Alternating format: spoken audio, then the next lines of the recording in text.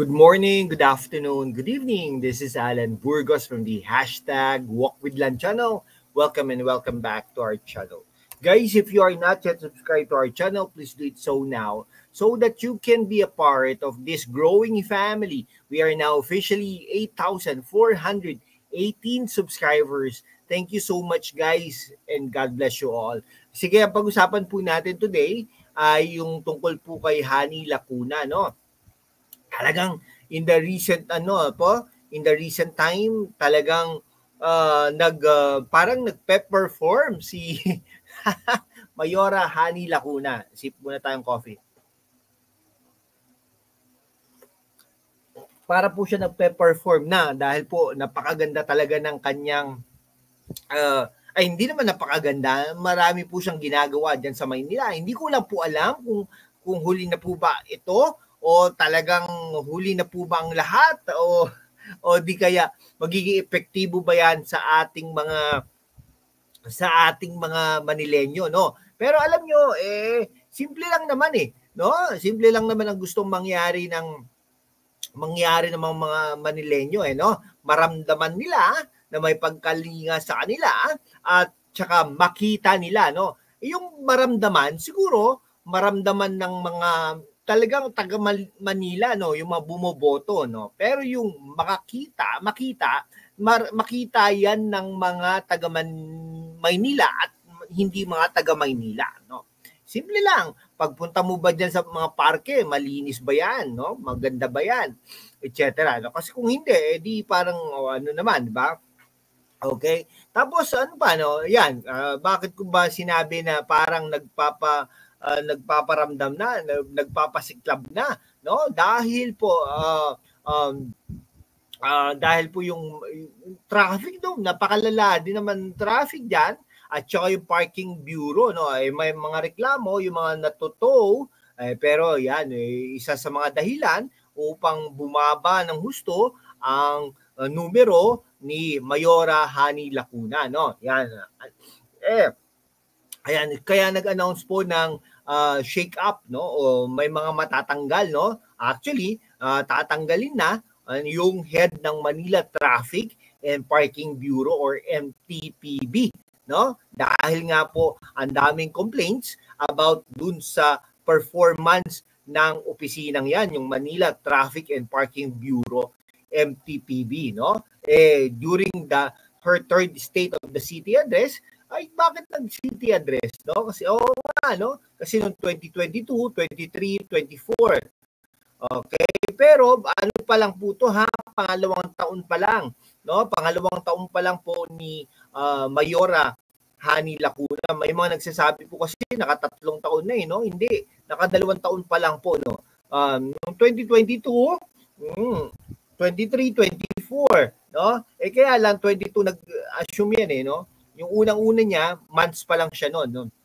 So anyhow, ang dami kasing reminders ng opisina niya, no, para tamain ang mga kamalian nila at mag-improve ng mga services, pero hindi naramdaman yung serbisyo na yon ng mga Manilenyos. Nako po. Di parang inamin mo na rin, no, Mayora Honey Lacuna, na parang hindi nararamdaman din ng mga Manilenyo ang iyong serbisyo. May nagsabi nga po, no, pang-admin daw si Honey Lacuna dahil nga po naging parang DSWD secretary diyan sa Maynila yan no. Hindi doon na to paano nila tawagin yan, pero parang gano, parang DSWD secretary siya diyan.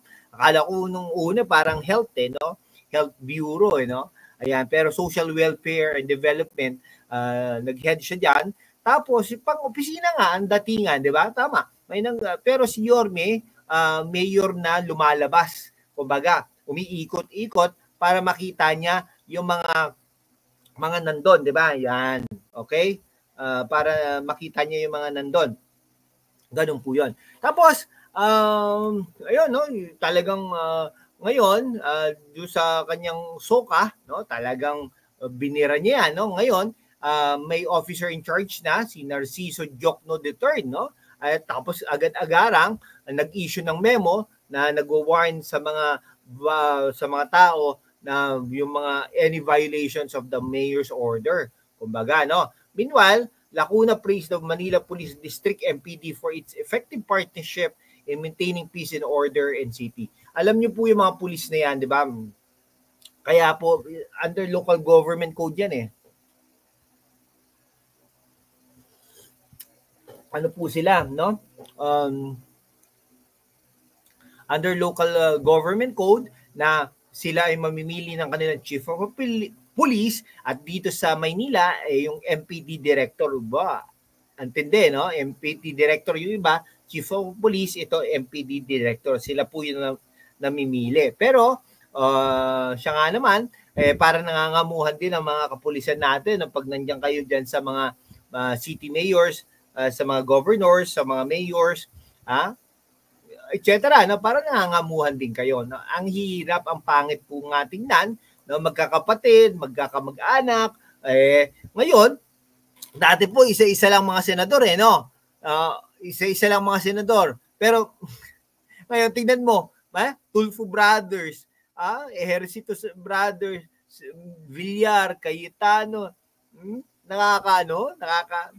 pero at the end of the day, nasa sa atin din po yan, no? Bakit po tayo bumoboto ng mga ganyang mga mga kalakaran, no? Anyhow, balik po tayo, no? Talagang yung Manila Police District talagang under the leadership of Thomas Ibay, no? Yung MPD has conducted over 25,000 operations against violators of curfew, obstruction, and traffic laws within the past year.